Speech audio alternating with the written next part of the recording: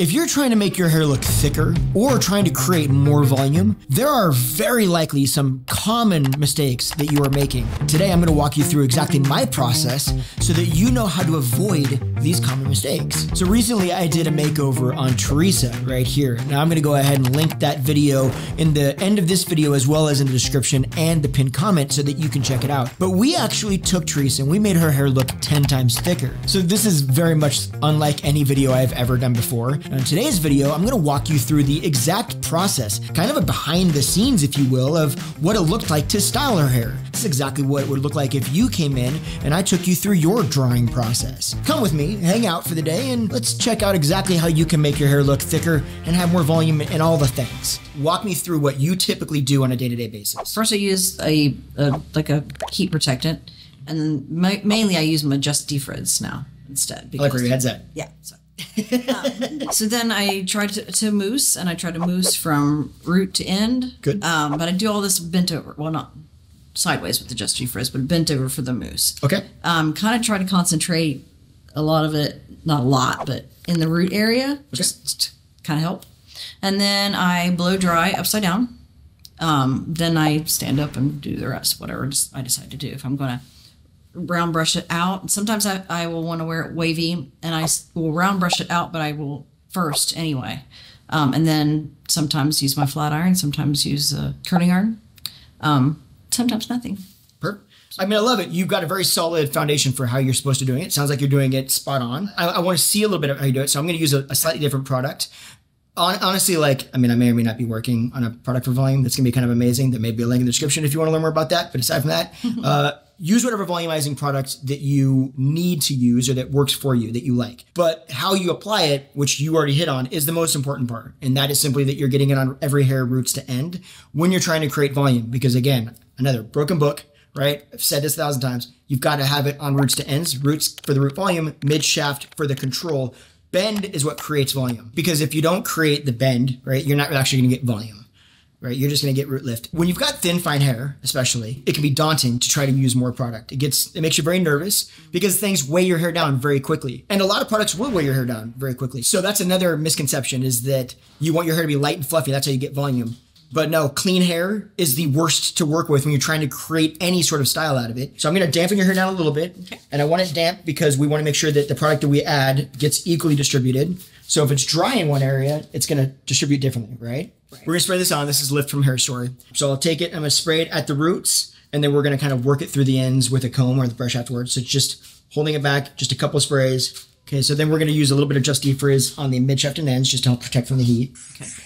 Is this the kind of situation you're using? Like I'm not using a brush. I'm using my fingers. Okay. But I'm using that exact same dryer. Not a bad thing. You don't need to use a brush if you're tilting it upside down. Not a word. You just want to make sure that you get the tangles out of the end. So I'm going to do the same thing, but I'm going to be brushing it up. Now, when you dry it up, constantly moving this blow dryer around, I don't let it sit in a spot. Right. Right. Even like at this point, I usually a lot of times don't even use this. Like I'll take this off. It's not until I get a brush where I actually get a modifier like down the end to really control it. Yeah. But like this point, if that works easier for you, great.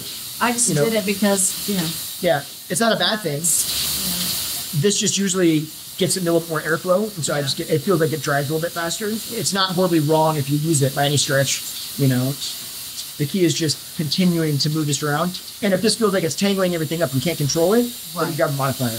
You're done. Wow. Do you love it? I mean, that's your reveal. Love it. Woo! Humongous volume, though. Holy cow. Now imagine, I'm not going to leave it like this, right? If you're getting this kind of lift, we know there's a foundation there. That's what I'm getting at, right?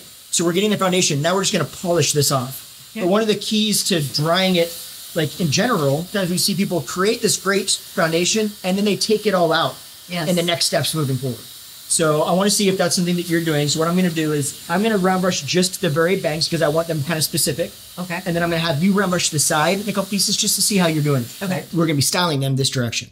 I'm going to be drying them this direction against the way you want to style them. We're going to try to get some bend in them, but not curl. We don't want to curl at the ends. And I do want a little bit of lift. The reason that we're going this direction, even though you're going to part it this direction or straight down, is because it's what I call non-directional. I don't want it. If you take this blow dryer or this round brush and you're going to part it this way, right? And you go like this and you start to pull that down. Yeah. One, you're flattening out those roots immediately. And you're going to get a little crease at the very root. It's going to be really hard to get that to part however you want it to part. But if I instead take this section, come through it, and I try it this direction and up. Just notice I'm pulling it up off the scalp. I'm not doing this, okay? And I'm going to let them sit for a second because I want them to cool down, okay? Right. So we let them sit, and then we're going to bring them over. Now I'm going to get more control over them. So like realistically, if I wanted to part them over here, right, I part them there. If I want to bring them over this direction, right, I could still get them to part and come off this direction. You know what I mean? Like I can get them to basically do what I want them to do because I didn't give them a specific thing to do. Okay, so now I'm gonna, this section right here, I want you to dry that with a round. Do you typically use round brushes? Yeah. Is that, okay, so I thought you said. I know it's awkward, but no pressure. no pressure at all. Okay, well, I usually take a little pinky and go like this, Okay, good. and then I try to get up underneath. Okay. I try to roll. Okay. Whoops. See, I already did that one piece wrong. I was straight down. We're just gonna roll that out. There we go. Yep. Yes. You actually did it really well. Okay. And I want to show you what you did that is right, so that you know. One, you pulled this out from the head, not down to the head. That is super standard that we see. People do this, put it in. I do that on my bangs. I was watching you, and you did it so much better. On my bangs, I have a habit of going straight down, but not the rest of it. You know the importance of doing it on this side or on the sides. The same thing goes for the top and everywhere else. You want it off of the scalp, right? And you also moved the brush, okay? So what you did not do, which I really like, is you didn't do this. Oh, no. Yeah, this is what a lot of people do. So do you see all the things that are going wrong here? So your air is directed right at the brush versus down the hair strand, okay? And this is not moving at all. So even if it was down the hair strand, you're still going to get more heat stress right here, wherever it's close to that, because you're not actually moving through it. The other thing that a lot of people don't know is when you, especially if you have product, so the product I'm coming out with, it's amazing. But one of the things you used to always tell people, and this how it works with a lot of products, is when you take this and you move this through the ends, it actually takes out some of the texture of product in your hair. So if you feel like you wrap it up and you're like, oh, now I've got this volume, but it just feels like there's too much stuff in my hair. Start moving that brush through. You get a much softer feel to your hair. So we're just gonna do the same thing. I'm just gonna go through this, right? Okay. And I'm really just working this through. So I'm working the product through to get the texture out, okay? And then I'm going over the ends just to smooth those ends out. I'm gonna let that sit and I move to the next section, okay? So I'm not going through and combing through that or touching or playing with it. I'm gonna go up here. To make sure that we get any roots that might still have a little bit of dampness to them. Right?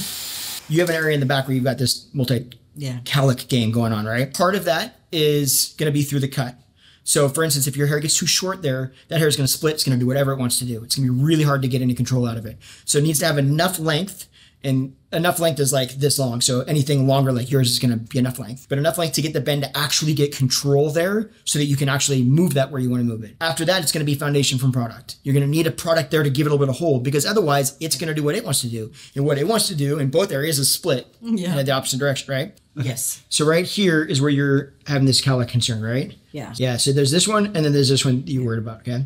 So one thing that you can do is, first of all, like again, you need the foundation, you need the bend. Okay. But then if you go into these cowlicks, right? So this, or like this, if you go into these cowlicks and then pull out, like, so you go, let me see your hand. And actually, so you're going to go in and you're going to squeeze together with your fingers, and then you're going to pull out, right? You kind of like that. So you're going in like this, pulling out like that, going in, pulling out. Doing that can help to cover that stuff up a little bit.